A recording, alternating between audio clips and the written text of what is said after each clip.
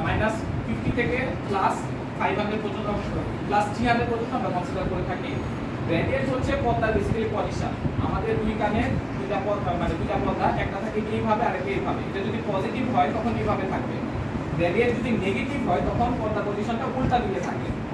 তো গ্রেডিয়েন্টে আমরা বুঝতে পারি পর্দার কি পজিশন, এবং এটা যদি -100 এর বেশি থাকে বা 150 বেশি থাকে তখন আমরা পর্দার মাঝে ফ্লুইড জমা আছে এরকম হিসেবে ভাবতে পারি। এটা হচ্ছে এই টাইপের ক্ষেত্রে। এই টাইপের ক্ষেত্রে air canal volume, compliance, pressure gradient সবগুলাই নরমাল আছে, তখন আমরা বলতে পারি যে তার কানের পর্দায় কোনো প্যাথোলজি নাই। এস টাইপ হচ্ছে এই যে আমরা কমপ্লায়েন্স 0.3 নরমাল করেছিলাম, এই যে এটা আমরা দেখতে পাচ্ছি কমপ্লায়েন্স 0.13 আছে। দ্যাট মিন্স এটা কমপ্লায়েন্সটা বিলো। যদি বিলো থাকে এবং ear canal volume normal, pressure normal, gradient normal সব যদি থাকে তখন আমরা সেটাকে এস টাইপ হিসেবে কনসিডার করে থাকি। নেক্সট হচ্ছে এডি টাইপ। এডি টাইপের ক্ষেত্রে আমরা দেখব এটা বেসিক্যালি যখন পর্দা স্টিফ হয়ে যায়, শক্ত হয়ে যায়, তখন সেটা এস টাইপ শো করে। এবং এডি টাইপ হচ্ছে যখন মোবিলিটি বেশি থাকে, মানে পর্দাটা পাতলা হয়ে গেছে, সেক্ষেত্রে আমরা দেখতে পাচ্ছি কমপ্লায়েন্সের যেটা 1.5 ছিল সেটা 1.91। বাকি সব ওকে নরমাল থাকবে, শুধুমাত্র কমপ্লায়েন্সের ভেরিয়েশনে এ থেকে এস টাইপ এবং এডি টাইপ এই তিনটা আলাদা হবে। সবাই কি বুঝতে পেরেছি?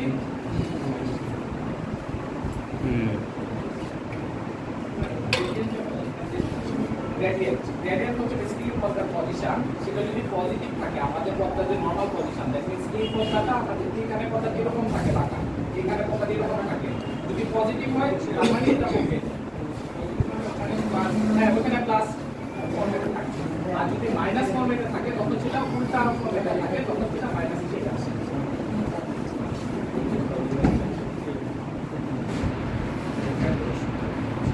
আর গ্রেডিয়েন্ট যদি +150 বেশি হয়ে থাকে তখন সেটাতে ওটাইটিস মিডিয়া ডিফিউশন হিসেবে আমরা কনসিডার করে থাকি, যে পর্দায় পানি ঢুকেছে। আচ্ছা, নেক্সট টাইপ হচ্ছে বি টাইপ। বি টাইপ আমরা সবাই চিনি, যদি পারফোরেশন হয়ে থাকে তখন আসলে বি টাইপ আসে। সেক্ষেত্রে যেটা আমরা দেখতে পাচ্ছিলাম normal ear canal volume range হচ্ছে 2.00 ml থাকে, তো সেটা আমরা দেখতে পাচ্ছি এয়ার ক্যানেল ভলিউম 5.17। মানে পর্দার কারণে পুরো ভলিউমটা কনসিডার করছে বেশি, সেই কারণে পুরো আসছে প্রক্রিয়া পর্যন্ত 5.17 ml। এবং সেক্ষেত্রে কমপ্লায়েন্স 0 থাকে, প্রেসার 0 থাকে এবং গ্রেডিয়েন্ট শো করা হয়, যেহেতু কানে পর্দা দিয়ে ছিল। সি টাইপ হচ্ছে আমরা যখন স্ট্যাটিক টিউবের কোনো ডিসফাংশন থাকে তখন আমরা সি টাইপ হিসেবে কনসিডার করে থাকি। এক্ষেত্রে আমরা দেখতে পারবো বাকি সব normal, ear canal volume normal, compliance normal, gradient normal, শুধুমাত্র প্রেসার -200 এর বেশি চলে যাবে। -200 এর বেশি যখন যাবে, এটা নিয়ে আসলে মতবিরোধ আছে অনেকগুলা, যেমন -50, -100, -150, -200, but American association of audiologist lastly -200 কে ওরা ফিক্স করছে যে প্রেসার যদি -200 এর বেশি যদি হয় সেক্ষেত্রে আমরা সি টাইপ হিসেবে কনসিডার করব। এবং সি টাইপ মানে হচ্ছে তার স্ট্যাটিক গ্রুপের কিছু ডিসফাংশন আছে। 200 এর বেশি, হ্যাঁ হ্যাঁ।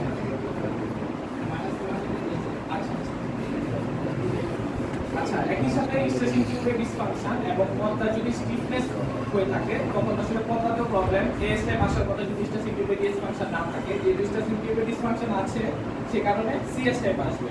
এটা একই সাথে পর্দাতেও প্রবলেম এবং স্ট্রেচিং টিউবের প্রবলেম। এটা আমরা কিভাবে মেজার করব?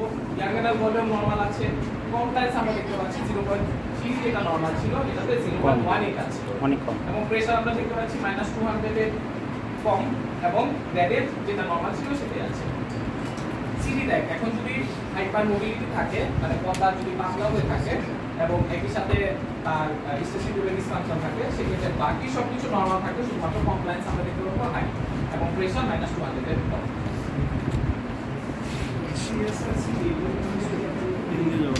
আমরা না, এটা তো এটা রিসেন্টলি আসছে এবং অনেক এটা দিলে আসলে ডিটেইলস একদম বোঝা যায়।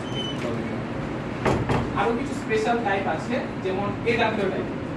এডব্লিউ টাইপ হচ্ছে দুইটা পিক আসবে, বাট এই ক্ষেত্রে বারবার চেক করতে হয় এবং ধরার ক্ষেত্রে আসলে এটাতে অনেক মেকানিজম আছে, টোটালি না হতে পারলেও এটা আসে না।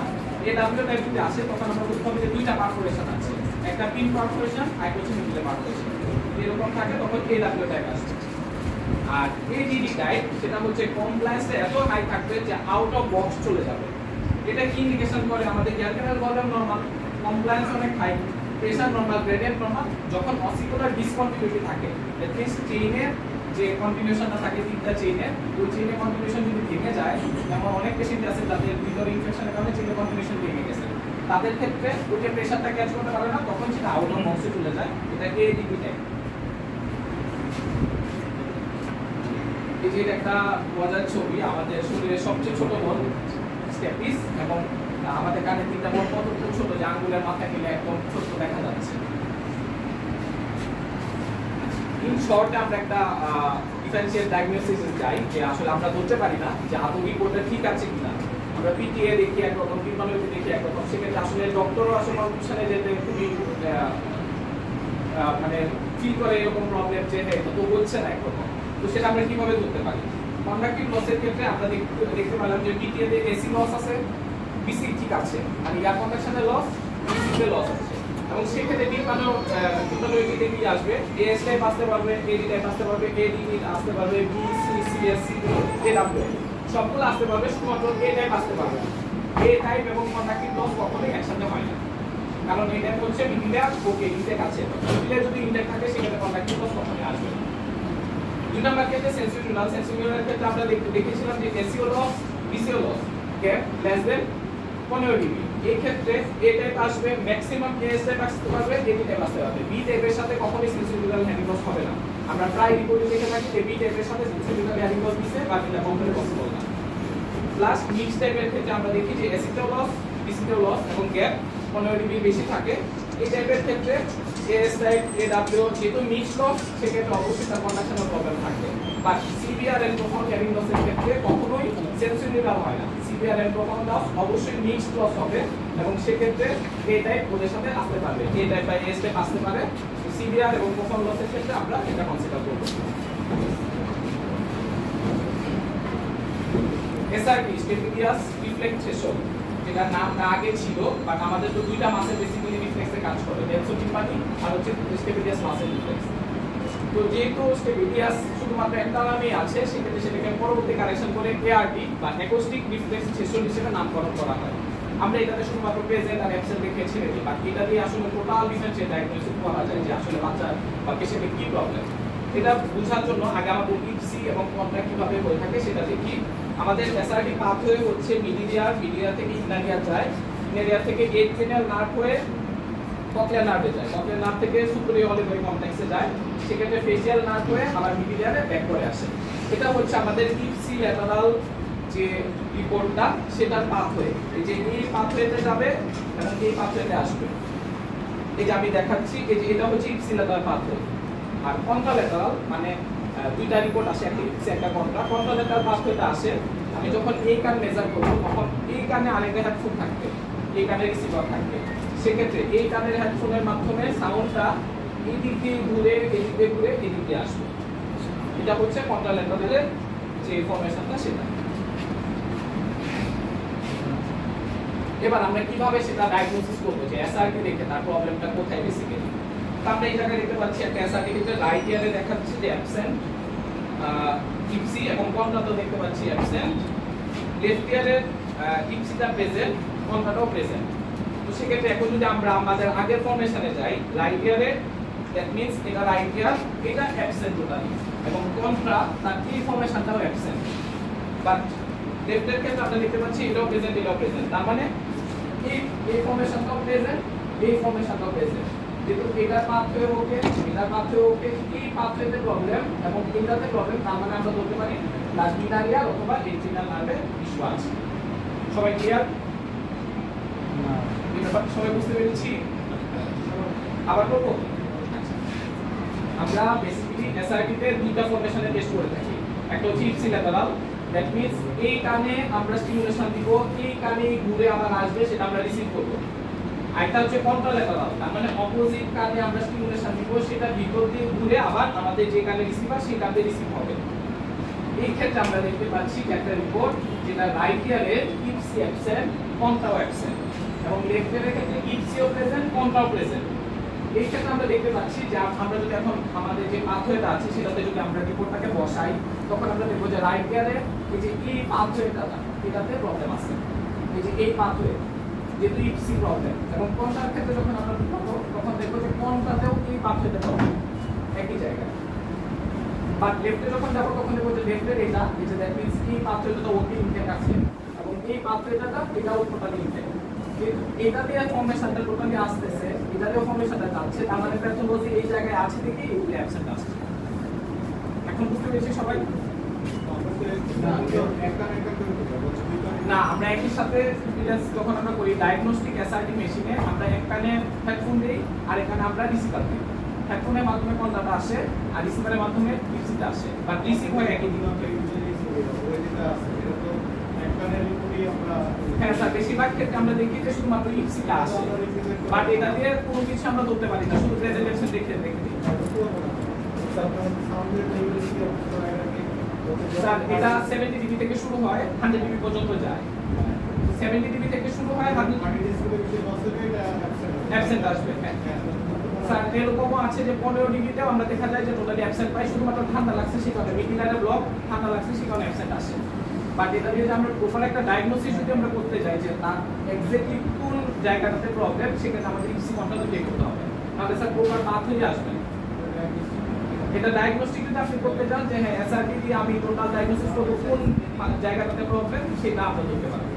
তো এসআরটি হচ্ছে যেটা আমাদের হেয়ারিং সেশন 70 ডিগ্রি পুরো এসআরটিটা আমরা পাবো এক্স্যাক্টলি। যদি হেয়ারিং সেশন হয় 40 হ্যাঁ তাহলে অ্যাবসেন্ট আসবে। হ্যাঁ অ্যাবসেন্ট আসবে, কারণ 100 আমরা চেক না করা হয় তাহলে বলে আছে এক্স্যাক্টলি না পেয়ে বলে দিতে আছে এক্স্যাক্টলি। এটা হচ্ছে স্ক্রিনিং, এটা দেখে আমি বুঝবো রিপোর্টটা ঠিক আছে। যেটা হচ্ছে ডায়াগনোস্টিক একটা দিন দুটোই দেয় এক্স্যাক্টলি। ডায়াগনোস্টিক করি না, এটা আমরা দেয় না, স্ক্রিনিংটা দেয়।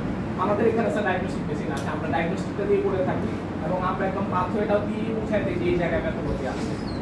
আমরা এই যে নেক্সট স্লাইডে আসতেছি 19 মিটারের ইউসিআর কন্ট্রোল করে আছে স্যার রাইটের কন্ট্রা জিনিসটা কন্ট্রাটা হচ্ছে স্যার দিকে আমরা অপোজিট কানে আমরা দিব, অপোজিট কানে স্টিমুলেশন হবে এবং রিসিভ হবে আমাদের যে কানে রিসিভার দেওয়া, এক কানে আমাদের স্টিমুলেশন দিব আরেক কানে রিসিভ করব। সেক্ষেত্রে আমরা একটা কানে হেডফোন দিই আরেক কানে আমরা মাইক্রোফোন দিই। তখন অন্য কানে পাথওয়ে মানে এটাতে যদি আমি করতে যাই এটা পাথওয়ে এই দিকে এসে এসে রিসিভ হবে, সাউন্ড গ্রুপের দিক দিয়ে রিসিভ হবে। ইউজুয়ালি আলাদা কাম করতে পারে এক্স্যাক্টলি স্যার, দুটো একসাথে করতে হয় এটা আলাদা আলাদা ভাবে এখানে দেবো এখানে দিলাম স্যার, সেক্ষেত্রে শুধুমাত্র ইপসিটি এসে ইপসিটি আসবে, এই যে ক্রসওভারটা হবে না। দরকারটা কি এটা র্যাপিডলি টেস্ট হবে, সেক্ষেত্রে দুটো একসাথে করা স্যার যদি প্রপার যদি প্রবলেম হতে চাই সেম সাইডে যদি কমপ্লিট ড্যামেজ থাকে হ্যাঁ থেকে যায় ওই পাশে যাবে আর অপোজিট সাইডে কমপ্লিট ঠিক আছে ফেশিয়াল না হবে না ওই সাইডে আসবে এটা রাইট সাইডে স্যার প্রবলেম হচ্ছে চিন্তা দিয়া অথবা এই কিনা লাগবে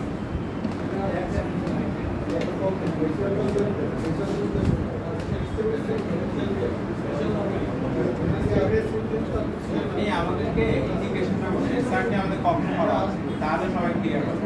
স্যার এটা কিসে করা উচিত, কেন করা উচিত স্যার? পিটিএ আপনি বলে করলেন আর যদি কোনো প্যাথোলজি থাকে কোথায় প্যাথোলজিটা সেটা যদি আপনি ইন্ডিকেশন করতে চান সেক্ষেত্রে আপনার অবশ্যই ডায়াগনস্টিক এসআরটি করতে হবে।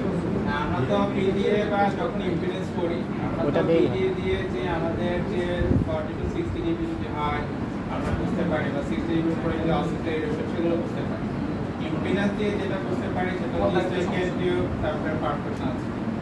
কোশ্চেন হচ্ছে এসআরটি আমি কেন রুটিন সব স্যার এসআরটি হচ্ছে আমরা বলে থাকি যে এবিআর যে টেস্টটা রেজিস্ট্রেশনের যে টেস্টটা সেটা ছোট ভাই, এটা দিয়ে স্যার আপনি টোটাল কোন নার্ভের প্রবলেম বা কি প্রবলেম আপনি টোটাল এটাই বলতে আছে। এটা হচ্ছে যে কক্লিয়ার রিট্রোকক্লিয়ার কক্লিয়ার রিট্রোকক্লিয়ার না স্যার এখানে মিডিল